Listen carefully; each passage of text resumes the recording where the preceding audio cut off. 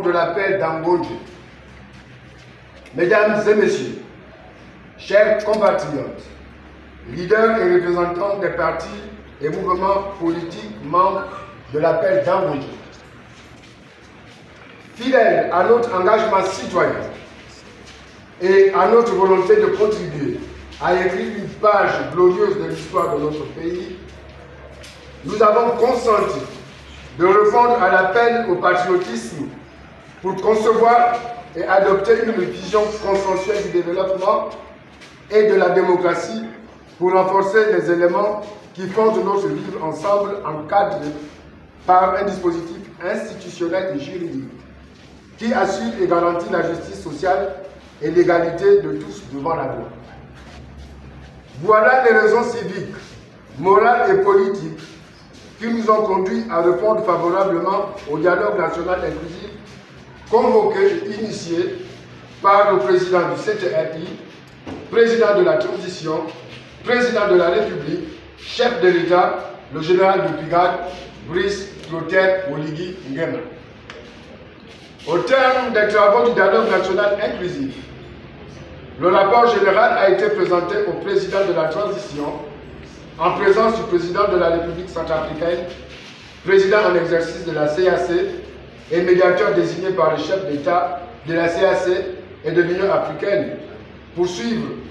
le respect du chronogramme des étapes de la transition militaire au Gabon. C'est dit l'importance accordée aux résolutions du dialogue national pour la réussite de la transition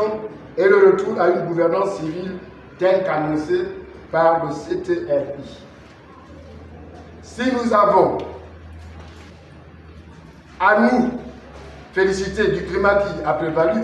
pendant les travaux et de la qualité des propositions émises dans les commissions qui ont examiné les questions sectorielles des politiques publiques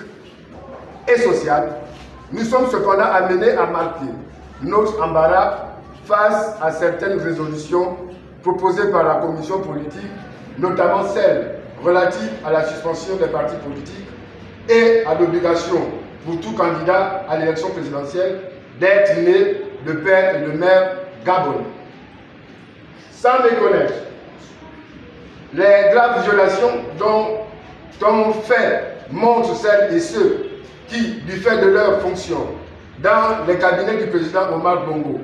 et de son successeur Ali Bongo et d'un nombreux gouvernements de ces 30 dernières années qui ont déstructuré l'État et conduit notre nation au bord du gouffre, nous exposant à la honte et à l'ignominie face aux nations, l'exigence de confondre et de punir les fossoyeurs de la République devrait également conduire à une enquête pour déterminer les responsabilités de tous ceux qui, sachant l'incapacité d'Ali Bongo Ondimba, après son AVC, à exercer la fonction de président de la République, ont employé diverses stratagèmes pour ne pas déclarer la vacance du pouvoir et poursuivre leur œuvre de mise en coupe pour régler de l'État pour leur seul intérêt égoïste, en abandonnant le pays aux mains d'apprentis sorciers et d'entrepreneurs politiques sans foi ni loi. Comment ne pas comprendre la colère légitime de nos compatriotes qui, à leur cri de détresse, n'ont eu comme réponse que mépris et indifférence? Comment ne pas compatir à la douleur des familles meurtries par la violence d'une politique qui les a déshumanisées et exposées à la précarité? Comment ne pas comprendre l'indignation des Gabonais devant les hordes d'expatriés qui se sont emparés des leviers de l'État jusqu'aux fonctions les plus stratégiques? Qui peut ne pas comprendre le sentiment de révolte des Gabonais face à la fameuse légion étrangère et à leur enrichissement personnel exponentiel, résultat des détournements des fonds publics? Comment ne pas vouloir se renfermer et durcir davantage les conditions d'attribution de la nationalité quand on a frôlé le pire par des tentatives de substitution où le Gabonais était devenu étranger chez lui. Parce que nous ne voulons pas oublier, parce que nous ne pouvons pas ignorer la souffrance des orphelins, des veuves et des familles qui ne peuvent faire le deuil, parce que les cœurs sont toujours en larmes. Oui, nous devons rendre des comptes et payer le prix de notre forfaiture. Oui, les têtes doivent tomber. Oui, les coupables, les vrais, doivent se repentir, confesser leurs crimes et accepter le châtiment des hommes et celui de Dieu. Oui, les politiques par lâcheté et par cupidité se sont laissés compromettre et ont trahi la confiance du peuple en soutenant l'immoralité, en votant des lois qui détruisent les valeurs morales et familiales. Oui, la justice doit être rendue aux familles endeuillées et des réparations accordées aux victimes des incidents et violences post-électorales depuis l'élection présidentielle de 1993 jusqu'aux élections présidentielles de 2017. Oui, tous ceux qui ont par des procédures de justice contrefaites, tous ceux qui ont par des procédures de justice contrefaites, disais-je, contribué à commettre les hold-up électoraux, doivent rendre des comptes. Oui, il est clair que les Gabonais ne veulent plus de ces politiques trompeurs et corrompus. Oui, il est évident que nous ne pouvons pas non plus endosser la responsabilité de leur échec. Oui, nous ne voulons pas de cet héritage politique. Oui, il est clair que tout est à refaire. Toutefois, au nom des principes et des valeurs universelles de la République et de la démocratie, nous ne pouvons pas exprimer notre gêne de constater les amalgames et le glissement dangereux vers une sorte de mise à l'index de tous les acteurs politiques. Oui, nous devons tous payer, mais au prorata de nos fautes. Mesdames et messieurs, les recommandations formulées par nos compatriotes à l'encontre des hommes politiques mettent en évidence le profond malaise social et la rupture du lien citoyen. Il nous faut donc nous saisir de cette alerte pour agir et rétablir la confiance entre la classe politique et les citoyens. Les recommandations du dialogue national ne sont pas un passage à la guillotine. Elles nous offrent l'opportunité de nous replonger dans un exercice de fouille mémorielle pour nous poser la seule question qui vaille. Au moment où nous abordons un tournant décisif de la vie de notre pays, que l'histoire retiendra comme ayant été l'acte majeur de la transition, le succès ou l'échec de cette transition repose en grande partie sur la capacité du CTRI à nettoyer les écuries d'Ojas. Les coupables, les vrais, sont connus de tout le monde et le général président sait mieux que quiconque quels sont ceux qui doivent se tasser. Un proverbe bien de chez nous dit qu'on ne cherche pas des poux sur la tête d'un chauve. En effet, étendre la responsabilité du chaos dans lequel se trouve notre pays à tous les partis politiques apparaît comme une subtile manœuvre de vouloir laisser s'échapper les véritables coupables. Charles Pasqua appelait cela créer une affaire dans l'affaire pour embrouiller et conduire tout le monde à l'abandon. Nous voici une nouvelle fois face à nos responsabilités devant les nations, devant l'histoire et devant Dieu. Le dialogue national inclusif terminé, nous pouvons nous demander: sommes-nous prêts à nous sacrifier à l'autel de Gabon d'abord? Allons-nous enfin agir? Allons-nous enfin agir, disais-je, pour faire émerger l'état de droit et la République. Pouvons-nous enfin nous regarder et regarder ensemble vers la même direction pour voir se lever une aurore nouvelle et vivre un nouveau Gabon?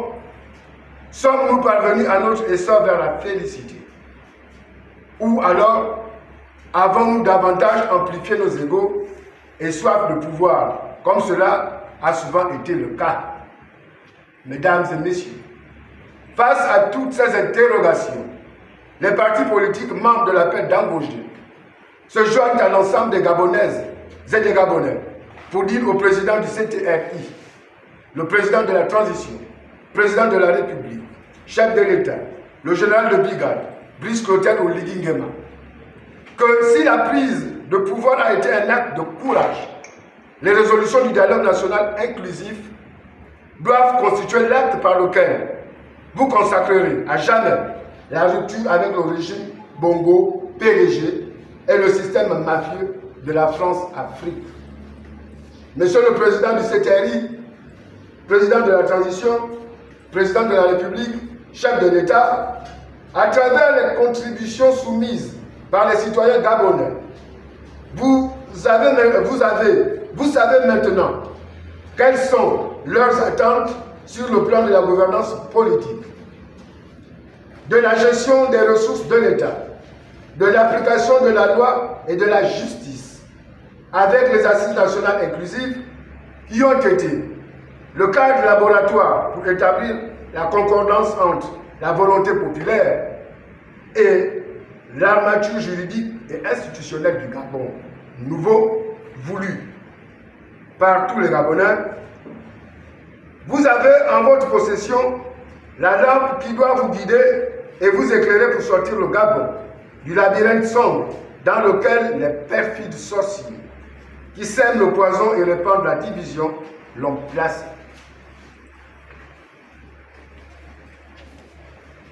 Que vous faut-il de plus? Les Gabonais, à travers leurs contributions citoyennes et les travaux du dialogue national inclusif, se sont doublement exprimés et souhaitent enfin que ce soit leur essor vers la félicité.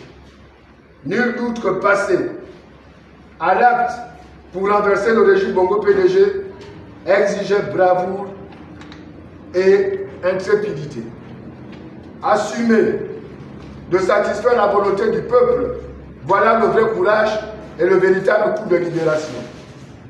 Mesdames et messieurs, sans vouloir entretenir la polémique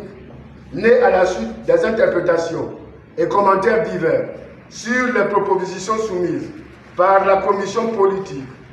nous osons espérer qu'elles ne serviront pas de prétexte pour ne pas renforcer la souveraineté du peuple et que la vie politique à travers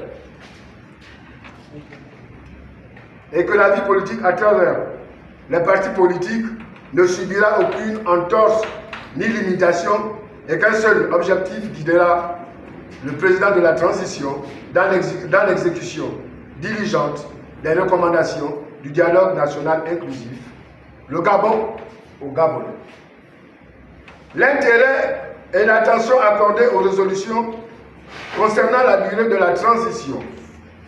du choix du régime politique, du mandat présidentiel et de sa durée, de la création et de l'existence des partis politiques montre la volonté des Gabonais de rompre avec une caste de politiques avides et corrompus.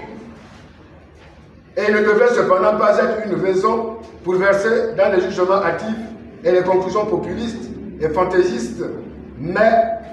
un appel urgent de voir émerger des hommes et des femmes visionnaires, engagés et ancrés dans nos valeurs éthiques et morales, promptes à hisser et à maintenir le Gabon au standard des démocraties véritables.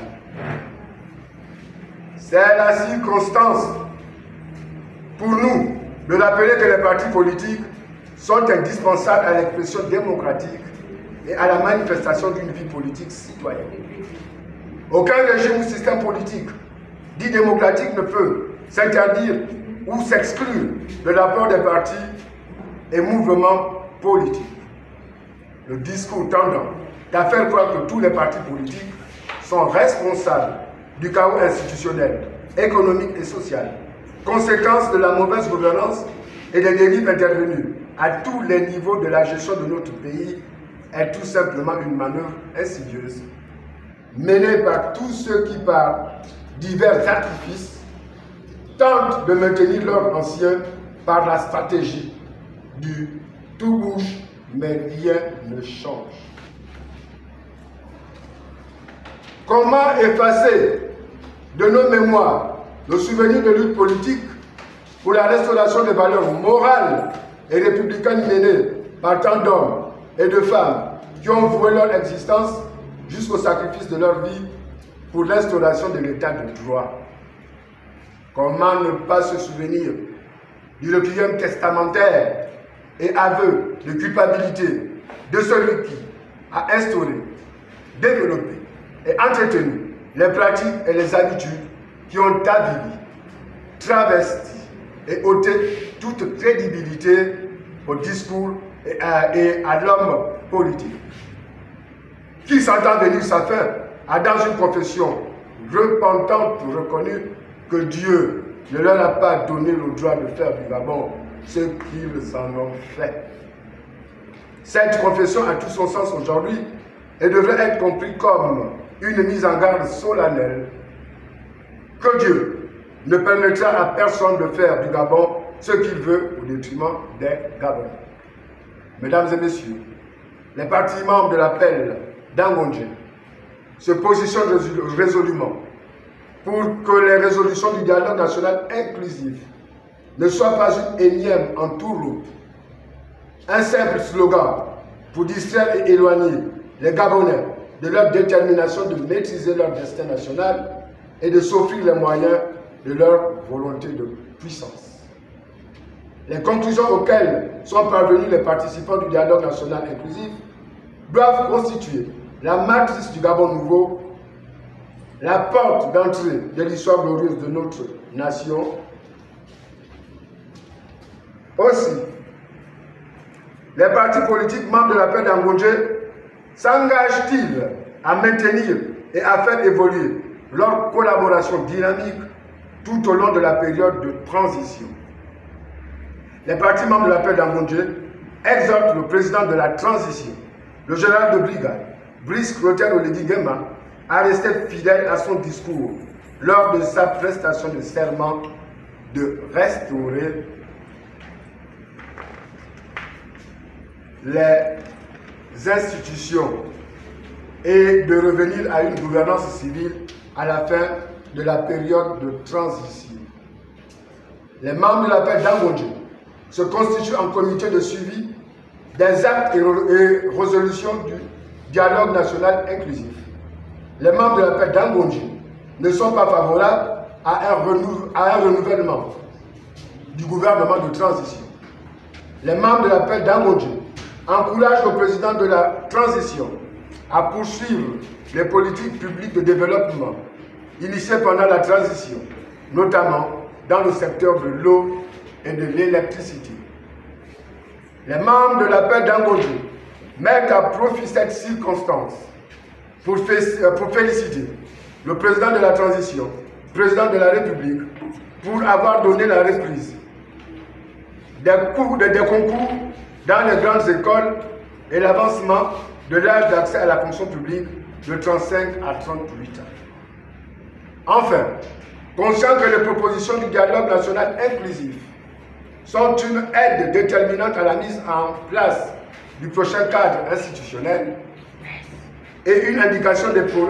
politiques publiques et sociales que notre pays doit impérativement appliquer, les partis membres de l'appel d'Angondje souhaitent que le président de la transition,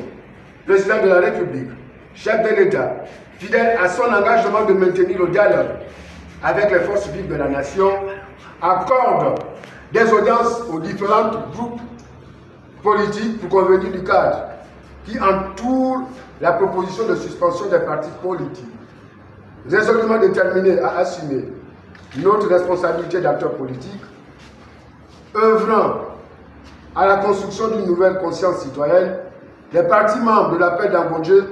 vont entreprendre une tournée nationale pour procéder à un rendu de résolution du dialogue national inclusif et à une reprécision du chronogramme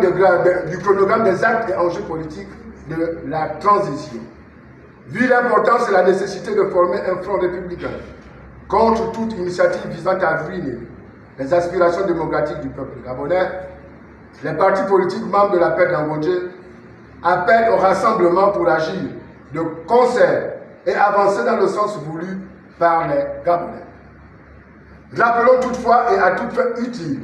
qu'il ne s'agit que des propositions émises par des compatriotes et qu'il revient au président de la transition, président de la République, chef de l'État et au gouvernement de la transition de convenir de la forme et du fond pour répondre au mieux aux attentes des citoyens gabonais et des acteurs politiques. Gageons de croire en la perspicacité de notre héros national. Nous ne saurons clore ce propos sans adresser nos félicitations à Madame la ministre en charge de l'organisation du dialogue national inclusif ainsi qu'à tous les membres du Bureau national pour leur disponibilité. Mesdames et messieurs, osons croire qu'une aurore nouvelle se lève et que c'est enfin l'essor de tous les Gabonais vers la félicité. Que Dieu bénisse le Gabon. Je vous remercie.